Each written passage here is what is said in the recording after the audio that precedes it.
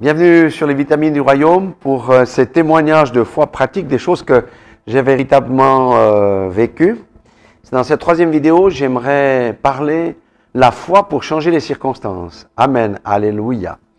Donc ça, c'est un témoignage assez ancien quand même. C'est tant que je travaillais encore à la banque avant que j'aie ma propre entreprise, due aux circonstances de la vie. J'avais un patron dans la banque et j'étais vraiment son dauphin. Son dauphin, ça veut dire que lui m'avait clairement désigné pour prendre sa succession. C'était un directeur de banque dans une grande banque et lui-même gérait une quinzaine de succursales. Et j'étais son dauphin. Et ben voilà, la chose fait que moi j'ai décliné l'offre. Et quand il a appris, enfin quand je lui ai donné ma décision, je suis retourné dans mon bureau. Le lendemain, j'ai sa secrétaire personnelle qui vient dans mon bureau avec une lettre et la dame là, elle pleurait, cette secrétaire. C'était en 1990. Mais c'est tellement extraordinaire. Donc, elle pleurait et elle disait, c'est pas moi qui... J'ai dû écrire, mais c'est pas vrai. Puis je dis, mais c'est quoi le problème? Donnez-moi votre papier. J'ai lu le papier. Moi, je peux dire que j'étais aussi blanc que la feuille de papier. C'était un tissu d'insultes, de menaces, comme quoi j'étais un traître, un moins que rien. Enfin bref, j'avais une page A4 d'insultes avec des menaces, qu'il allait détruire ma carrière et toutes ces choses. Bon, je suis rentré à la maison le soir, j'ai lu ça à ma femme. Et à l'époque, j'étais pas encore vraiment très fort dans la foi, mais quand même.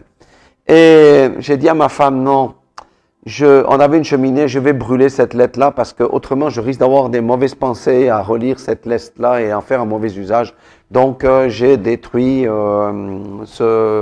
cette page d'insultes. Alors évidemment, je devais aller faire un séminaire avec tous les autres cadres, ça veut dire une quinzaine de personnes. On devait aller faire, à l'époque les banques avaient beaucoup d'argent pour faire des activités, on devait aller en France dans la rivière de l'Ubaye pour faire une semaine de canoë management, rafting, etc. Évidemment, j'étais zappé du programme, c'est comme si j'existais plus. Ensuite, eux, ils sont partis avec ces cadres. Moi, je suis parti à l'armée et après l'armée, j'ai pris mon solde de vacances. Maintenant, quand j'étais en Angleterre, sur l'île de Wight, je me rappellerai toujours, j'avais mon premier fils avec moi qui était tout petit.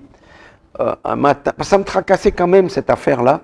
J'avais une petite Bible, on est parti sur l'île de Wight, il y a une petite pente comme ça, où là il y a ces grandes falaises, c'était magnifique, il y avait des lapins qu'on pouvait voir, sauvages, etc. Et je méditais tout en étant au milieu, pas trop près des falaises, et en ayant mon petit, de toute façon il ratonnait.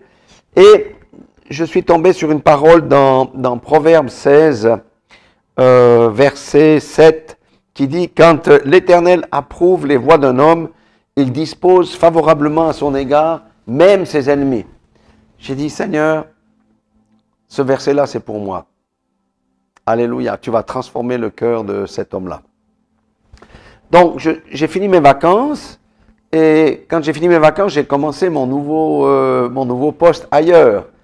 Mais ce qu'il y avait de cocasse, c'est que lui, il avait ses bureaux dans ses bâtiments ici, mais il avait ses voitures dans le parking du bâtiment là. Or, moi, j'avais mes bureaux dans ce bâtiment, mais j'avais ma voiture dans le parking du bâtiment là.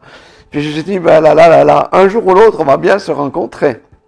Effectivement, peu de temps après, c'était un homme de petite taille, père son âme, il est décédé, avec un chapeau. Donc, je le vois arriver à plus de 100 mètres, je dis, Seigneur, Seigneur, tu as dit, Seigneur, quand l'Éternel approuve les voies d'un homme, tu lui concilies même la faveur de ses ennemis. J'ai dit, ça, tu me l'as dit sur l'île de Wight, je crois ça.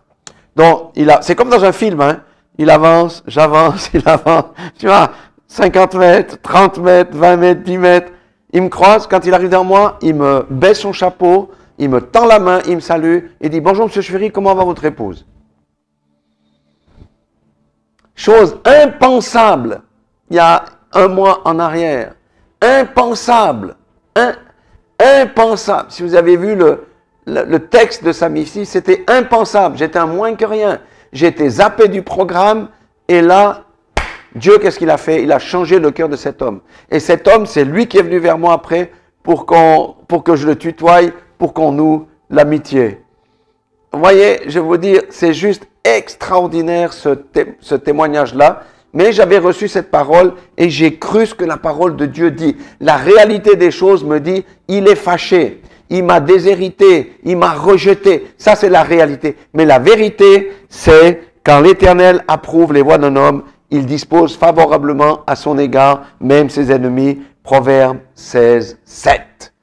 Mais voyez, j'ai dû m'approprier ce verset par la foi et croire que la vérité de la parole de Dieu est supérieure à la réalité que nous pouvons voir avec nos yeux, la réalité de ce que nos sens peuvent percevoir. D'autant plus qu'entre deux, mes ex-collègues me disaient, oh là là, il est fâché, il est furieux, etc. Et Dieu a tourné le cœur de cet homme en ma faveur.